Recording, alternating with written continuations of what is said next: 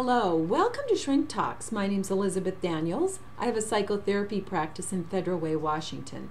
This is part 2 of a 2-part video on double binds. So we're going to continue with the different kinds of double binds, their solutions, and also the exercise challenge for this week. Another example of a double bind is when two directives are in conflict. For example, a mother might say to her child, "Honey, show your dad how you play spontaneously." Well, this is double binding because there's two messages here. Number one, to play spontaneously, you can't do that on purpose, because if you're doing it on purpose and you're not playing spontaneously, so then you can't show somebody on purpose how to play spontaneously, because in doing the showing them on purpose, you're not being spontaneous. And so it's just mind-bending and very confusing and can set up a lot of anxiety in a person. Another example is, let's say there's a man and a woman, and the woman loves the opera and wants this man to come with her to the opera. And he doesn't want to go to the opera. He's been to the opera with her before, and it's boring. It's not fun. He doesn't want to go. He feels he goes there enough with her, and he doesn't want to go anymore.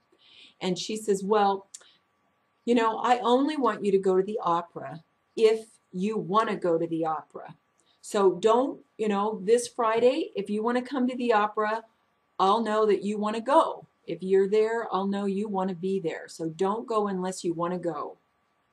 Well, now the guy's going, okay, so that's wonderful. But he knows if he doesn't go, she's going to punish him for a week. She'll withdraw her affection. She'll bang pots and pans. She'll slam cupboard doors. She'll give him the cold shoulder. She'll just be grumpy and have this negative attitude for like the whole week. So he just thinks, whatever, I will just go to the opera. Well, now, going to the opera, what he's saying is, I'm liking going. I want to go to the opera. Yes, I'm happy to be here. So they go to the opera, they meet friends, they go out for dinner afterwards, and the whole time he's going, I hate being here at the opera. I hate these people. I don't even want to be here. But he's having to act as if he likes it. So he's trapped. He either is going to get punished all week, or he's going to have to pretend he's having fun, and her looking over him, "Are you having fun, honey?" And he's going to be thinking, "No, I want to go home and watch the ball game." And he's going to go, "Yes, sure. Yeah, I am having fun." So there is the dilemma. Another kind of double bind can come in the double bind question. Now, this question comes after an assumption has been made that you already made a decision that you haven't made. An example, you're in a furniture store and you've been looking at this sofa. You love this sofa. The fabric's good. You're talking to the salesperson. You've measured it to make sure it will fit in your space. The colors would work perfectly with your decor. It's really comfortable and it's in your price range and everything's flowing, but you're still not quite sure. You haven't decided. And the salesperson looks at you and says, "Would you like to pay cash or credit for that?" And you're thinking, I never said I wanted to buy it or that I was going to buy it. But there's this tension there, and there's this sense of feeling trapped.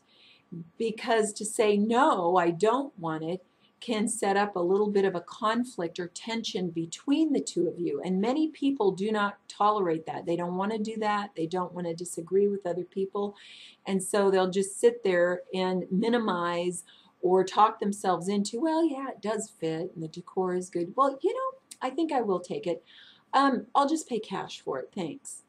The alternative would be to say something like, "I didn't say I was going to buy it, so I'm not ready yet." "Oh, well, you said it was the right size and the color's right and the fabric will be good." And "Yes, I did, but I haven't decided yet." "Oh, well, okay, whatever." It can set up a little bit of a tension there. I think an option that would be best for that is pretend you didn't even hear them ask that question and kind of just keep looking at the sofa and then glance at another sofa across the room and go, I think I'm going to take a look at that one because that one might work better. I'm just not sure right now. And start walking over in that direction and then check out the other sofa. So you pretend like you didn't hear what they said. Another type of double bind is when you receive two conflicting messages. Let's say that your grandmother buys you two t-shirts, a long-sleeved yellow t-shirt and a short-sleeved blue t-shirt. Monday morning you come down to breakfast and you're wearing the yellow t-shirt. And she looks at you and she says, "You don't like the blue t-shirt, honey?" And so Tuesday morning you decide, okay, I'm going to wear the blue t-shirt. She must like that one better. So you come down wearing the blue t-shirt. She looks at you and she goes, "You don't like the yellow t-shirt?" And you're so confused because when you wear the yellow one, to her it means you don't like the blue one, and when you wear the blue one, to her it means you don't like the yellow one. My mind's swimming. Okay, so Wednesday you come downstairs for breakfast and you're wearing the yellow one and the blue one. So now you have a little yellow here, a little yellow here with the long sleeves and the blue t-shirt. And you sit down for breakfast and she looks at you and she goes, "You're wearing both of those t-shirts? That's just weird. You're just crazy. I don't know what's gotten into you."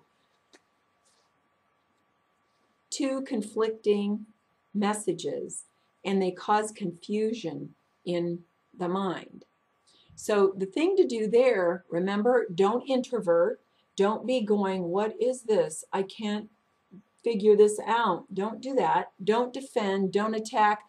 "Grandma, I wear one. You don't think I like the other one? I like them both and I'm wearing them both." Because then you could get something like, "Whoa, they're t-shirts, honey. What are you overreacting for? I mean, really." So defending isn't going to work. So the better thing is to step back and say, "This is her thing. This is just how Grandma is. This is how she is. What do I love about grandmother? I love these things about grandmother. This thing that she does is double binding, double message thing she does. It's tiring, but it's how grandma is." So you might just have to go with that. The idea is to stop in your mind trying to figure it out, because you can't figure it out. Now, if you could actually talk about it, like saying, "I'm confused. When I wear this, this happens," and you think that she'll be able to have that conversation with you and you could get somewhere on it, well, then that would be the ideal thing to do. But sometimes once you've tried that and it just flings back on you, and now it's caused a bigger problem because you've spoken up about the dilemma you're in, it's just know that this is her problem and it's not about you. Another example is when a behavior and words don't match each other. So a parent could be telling a child how proud they are of him, how they're special, how they're wonderful, but be doing some other activity that's counter to what they're saying. So the child's confused because they're getting two messages. They're getting a verbal message and then they're getting this action message that's not saying the same thing as the words are saying.